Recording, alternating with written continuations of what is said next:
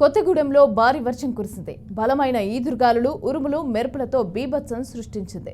దీంతో ఎంజీ రోడ్డులో ఉన్న చిన్న చిన్న దుకాణాలు గాలికి కొట్టుకుపోయాయి. కొత్తగూడెం బస్టాండ్ సెంటర్ వద్ద ఉన్న భారీ వృక్షం నేల కొరికింది. దీంతో ట్రాఫిక్ అంతరాయం ఏర్పడింది. ఇక అకాల వర్షాలతో పట్టణంలోని పలు చోట్ల వర్షానికి తీవ్ర నష్టం వాటిల్లింది. అధికారులు జేసీబీల సహాయంతో విరిగిన చెట్టును తొలగించారు.